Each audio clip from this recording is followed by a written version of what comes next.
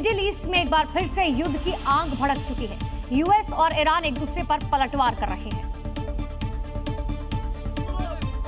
America ने Iran पर भीषण हमला बोल दिया। जानकारी के मुताबिक अमेरिका ने ईरान के 140 ठिकानों पर एयर स्ट्राइक की है, जिसके बाद मिडिल ईस्ट में एक बार फिर से तनाव चरम पर पहुंच गया। हॉर्मुज के पास कई इलाके अमेरिका के टारगेट पर है, जिसमें बंदर अब्बास, सिरिक, केशम और चाबहार में लगातार धमाकों की आवाज सुनी जा रही है और एक बार फिर दुनिया पर महायुद्ध का खतरा मंडराने लगा। अमेरिका ने ईरान के रणनीतिक और सैन्य ठिकानों को निशाना बनाते हुए हवाई हमले किए।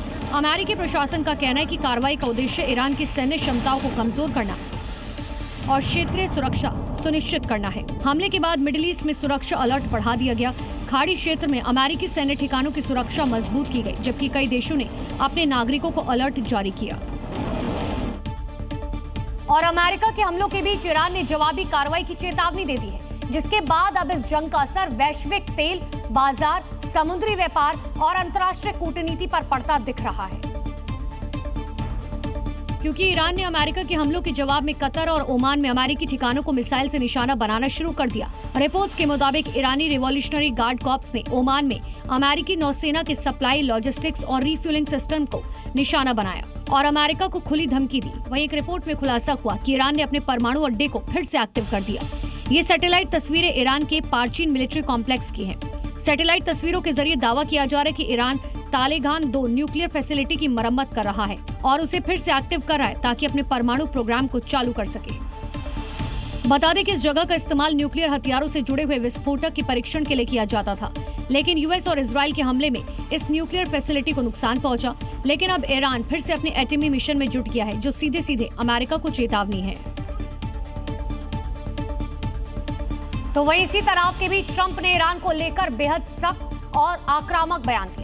ट्रंप ने अपने सोशल मीडिया प्लेटफॉर्म पर ऐलान किया कि अमेरिका की 1000 मिसाइलें लॉक्ड एंड लोडेड है और इन विनाशक मिसाइलों के टारगेट पर सिर्फ और सिर्फ ईरान है। अमेरिका ईरान के बीच छिड़े जंगी घमासान के बीच यूएस प्रेसिडेंट ट्रंप ने कुछ ऐसा बयान दिया है जिससे ईरान पर सिर्फ तबाही नहीं बल्कि उसके वजूद पर ही खतरा मंडराने लगा है। क्योंकि ट्रंप ने ईरान को वार्निंग देते हुए कहा कि अमेरिका की 1000 मिसाइलें लॉक्ड एंड लोडेड हैं और इन सारी मिसाइलों का टारगेट सिर्फ और सिर्फ ईरान है। ट्रंप ने अपने social media platform truth social पर खुल्लम-खुल्ला ऐलान किया, अमेरिका की 1000 मिसाइलें ईरान पर निशाना साधकर तैयार हैं। इसके अलावा हजारों और मिसाइलें फौरन इनके पीछे भेजी जा सकती हैं। ऐसे में ईरान की तरफ से मुझे जान से मारने की जो धमकी दी गई है, अगर ईरानी सरकार उस धमकी पर अमल करती है तो मुझ पर जानलेवा हमला करने या फिर उसकी कोशिश करती है तो उसके लिए पहले ही आदेश दिए जा चुके हैं और अमेरिकी सेना ईरान के सभी इलाकों को पूरी तरह तबाह और बर्बाद करने के लिए तैयार और सक्षम है। जहां एक तरफ अमेरिका के भीषण हमलों से पूरा ईरान थर्रा रहा है, हर तरफ धमाके की गूंज, आसमान में उठता आग और धुएं का गुबार ही दिखाई दे रहा है। मगर इन सब के बीच ट्रंप के आक्रामक तेवर और बयान ने हर किसी को खौफजदा कर रखा है। और सिर्फ मिडिल ईस्ट नहीं, यूक्रेन की राजधानी कीव पर एक बार फिर से रूसी हमले और ड्रोन हमलों से दहल उठी।